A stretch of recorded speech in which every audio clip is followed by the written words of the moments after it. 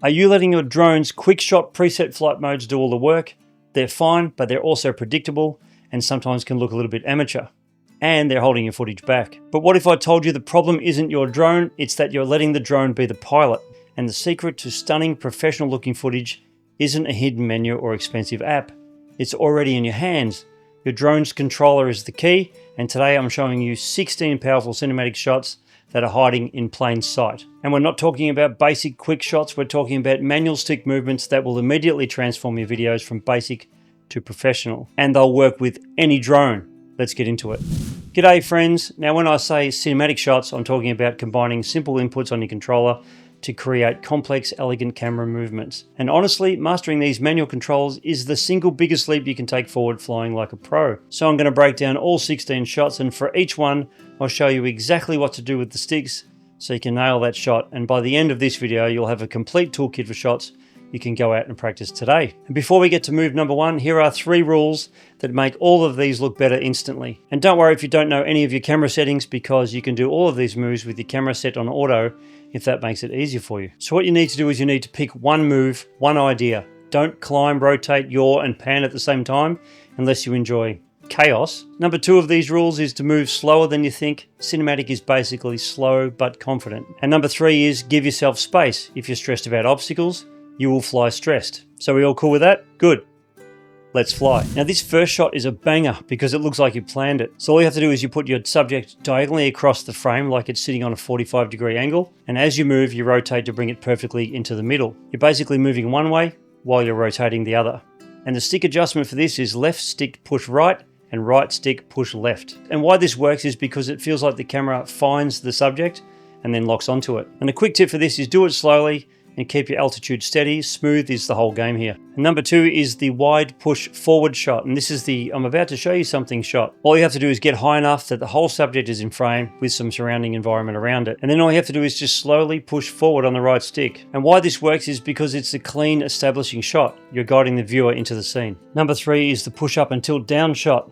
This one screams cinematic when done right. All you have to do is get your subject centered, and then all you do is fly upwards while you use the gimbal wheel to tilt the camera down. And why this works is you're revealing scale. The world expands while the subject stays important. Pro tip here is don't crank the gimbal fast, just do it gently. And if you want to try these moves in pro mode but you're not sure of your settings, then you can ask my free drone camera coach bot any questions relating to drone camera settings, and it will spit out the answers for you. The link is below if you want to grab it for yourself. Number 4 is the top down roll shot.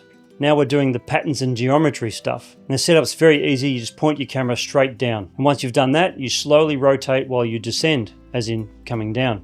And why this works, it turns ordinary places into cinematic shapes, like car parks, jetties, rock formations, farm fields.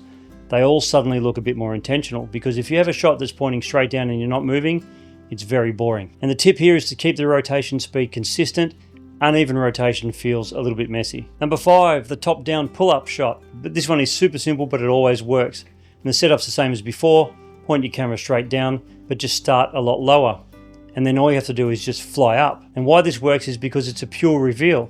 You're literally pulling the viewer out of the scene like a cinematic zoom out, except you're doing it with altitude. And the pro tip here is to start low enough that the first frame feels tight around your subject, and then the reveal will be a lot more dramatic. The next shot is the leading shot.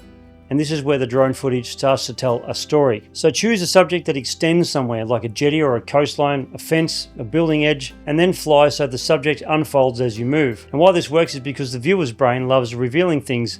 It feels like discovery. So just keep your speed low and keep the line of the subject clean in the frame. Number 7 is the rotate circle shot. This is basically a classic orbit, but all you have to do is keep your subject in the center of frame and then rotate around it smoothly. And the stick combo for this is right stick to the right and left stick to the left.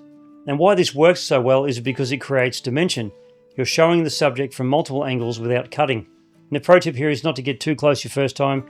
Give yourself enough room to orbit safely. Number 8, the low push forward shot. If you want instant cinematic, fly lower but safely. So get close to the ground or the water with a safe clearance, and then slow push forward towards the subject. And this works so well because low altitude makes motion feel faster and more dramatic. It's the same reason car commercials shoot low. And the safety tip here is don't do it near waves or trees unless you're sure you've got enough clearance. Now for number 9, the follow along shot. And this is a journey move, so pick something long like a river, road or bridge, and then just fly along it, keeping it framed. And this works because it feels like you're doing this movement on purpose. It doesn't feel like an accident, like you're going somewhere, not just hovering. And a pro tip here is to keep your distance consistent from the subject, because consistency looks more professional. Number 10 is a low rotate shot. This one's a reveal, but with a bit of a twist, because you start by showing only part of your subject, and then you rotate around to reveal more as you move. And you're creating this wait, what is that moment?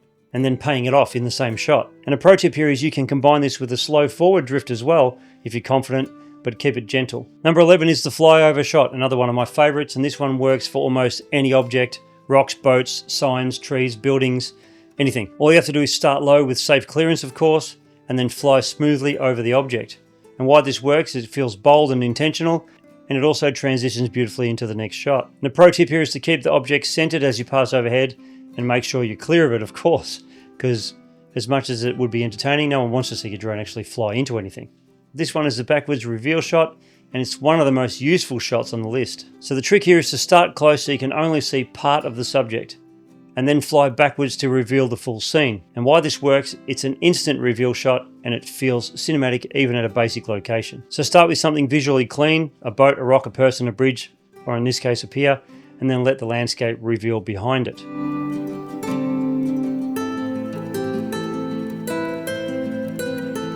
Number 13 is the center to 45 degree shot. Now this is basically the reverse of move number 1. So you start with your subject centered and stable, and then you move and rotate so the subject ends up on that 45 degree angle composition. And why this works is because the shot feels like it opens up. You're going from here's the subject to here's the subject in its own world. And the pro tip here is to keep your tilt and altitude steady. Let the composition change be the star. And the stick movements for this will be opposite if you go in the opposite direction, but because I'm moving right on this one, I moved right on the right stick and left on the left stick. If you're going left, the sticks will be pointed towards the middle. Number 14 is the pull back and reveal shot. This is the big cinematic landscape unlock. Start with the main subject nicely framed and fly backwards and up at the same time. And why this works so well is because you're expanding the world. It's the epic move. Don't go too fast. This shot is all about smooth, gradual reveal. And the stick movement for this is backwards on the right controller and forwards on the left controller. Number 15, I love this stuff. This is the dirty frame shot. Basically, it is the one that adds the most depth completely. And the depth is what makes drone footage feel cinematic. So all you have to do is put something in your foreground that is not your main subject. Tree branch, in this case a pole or a tower, signs, rocks, anything. Then move through or past it to reveal the wider scene. And why this works is because you're moving from foreground to midground to background, and the viewer feels like they're in the whole scene. They're not just looking at it. A pro tip here is if your drone allows it, keep the foreground soft if possible. So in other words, a little bit out of focus, because it's a framing tool, not the hero. And now for number 16, this shot is a killer. I love this shot. It's called the parallax effect shot. And this is the shot that makes people wonder, how did you do that? But what it is you keep a foreground element close to the camera and you move sideways around it so the foreground and background shift at different speeds. And that difference in speed is what creates that parallax effect. And it feels cinematic because it creates deep 3D motion. And the setup for this is to frame your subject in the middle of the frame. Choose a foreground object you can keep close, like the edge of a pier, a railing, a tree, a rock formation, or a person standing on a cliff or something like that. Then you move around the pier in this case, while keeping the pier close to camera. And the stick combo is right stick left and left stick right to slide around while keeping the framing steady. As I said before, if you're going the opposite direction, it's going left for instance, then the sticks will be pointing it inwards. And why this works is because the foreground and background move at different speeds. Your brain reads that as depth. And an extra tip here is if you've got a drone with a zoom lens, like the S3S, it can look even more dramatic, but you can absolutely do this without the zoom lens. The real secret is simply foreground close, background far, slow, controlled movements. And the common mistake for this is people do this too high and too far away. If the foreground isn't close, you don't get that speed difference. And if the shot is too high, you don't get that separation. It just becomes a normal sideways move. Now that you know all the moves to get some great shots, you'll probably need to set up your drone so it's more tuned into cinematic video.